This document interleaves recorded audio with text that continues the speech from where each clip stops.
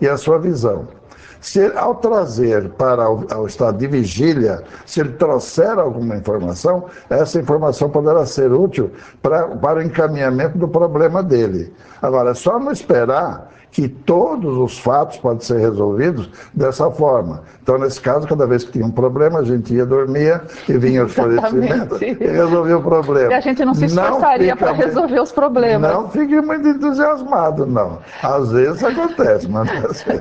Doutor João, e a questão dos sonhos? Se eles realmente, a gente pode acreditar que eles têm, podem ser, digamos, uma previsão de um acontecimento futuro, seja uma coisa boa ou coisa ruim? Existem interesses da espiritualidade também não tão esclarecida em colocar nos nossos sonhos certos medos, por exemplo, que faz a gente achar assim, não, eu hoje não vou sair de casa porque eu sonhei que fui assaltado, por exemplo.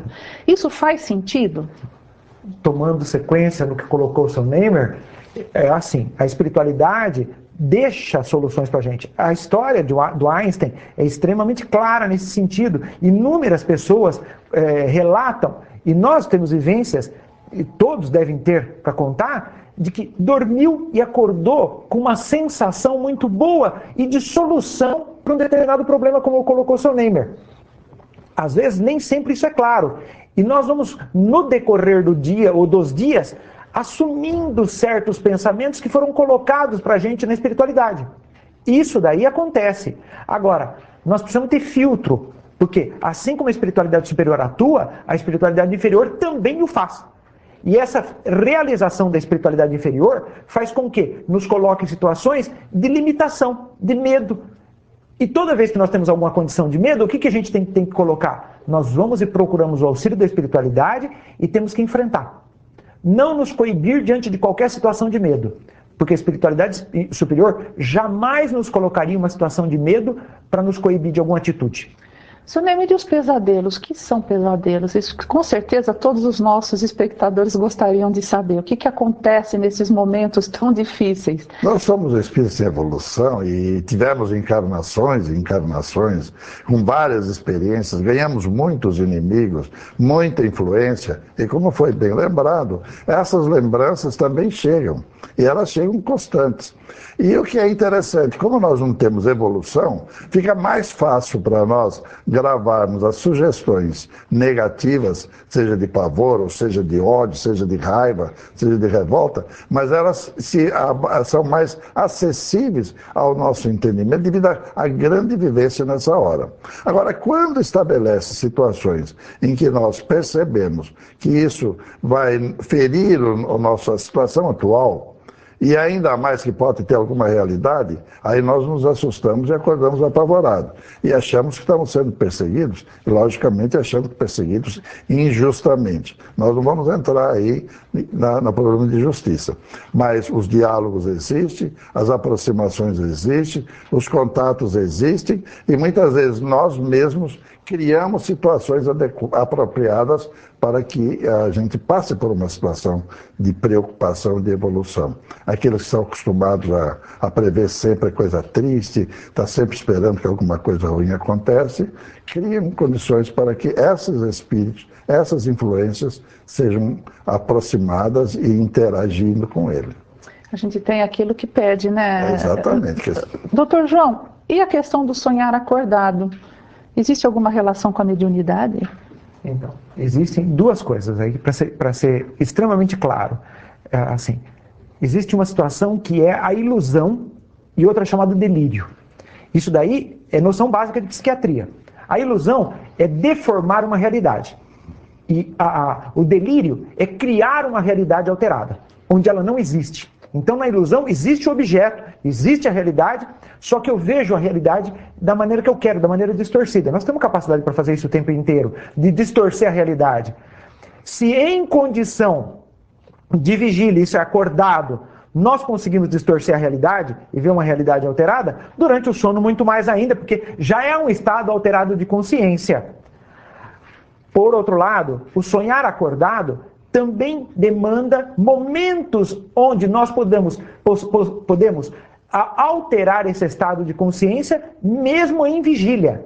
Então, pode não ser mediúnico, mas pode ser uma capacidade própria do indivíduo. Existem pessoas que desenvolvem esse tipo de característica. Bem, nós estamos encerrando o nosso programa de hoje. Agradecemos aos nossos espectadores queridos e vamos voltar numa próxima oportunidade. Até lá. Voltamos com Vida Além da Vida. Um programa que conta com apoio cultural da Livraria Espírita União, situada Avenida Rangel Pestana, 233. Vamos ao momento literário com o nosso Carlos Tuller. Amigos do programa Vida Além da Vida, nesse nosso encontro de todas as semanas no Momento Literário Espírita, vamos falar hoje de um personagem muito importante dentro da nossa doutrina espírita, Dr. Bezerra de Menezes.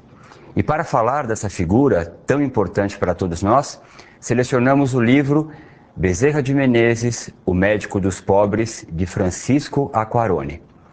Esse livro, que é um romance contando toda a biografia de Dr. Bezerra, começa a falar da sua família, filho de militares, da sua infância difícil, sempre muito rigorosa, da sua mudança para o então estado da Guanabara, quando o Dr. Bezerra foi buscar o curso de medicina, todo o seu esforço, coisas que são muito comuns na história de todos nós. Nos conta também da sólida formação católica de Dr. Bezerra, que tinha por hábito ler a Bíblia, e como ele acabou um dia encontrando a doutrina espírita e lendo o livro dos Espíritas e percebendo que na realidade tudo que ali continha já era a sua filosofia de vida. Meus amigos, Dr. Bezerra de Menezes também militou na vida política. Foi presidente da Câmara de Vereadores da cidade do Rio de Janeiro, com muitas desilusões, com muitas frustrações.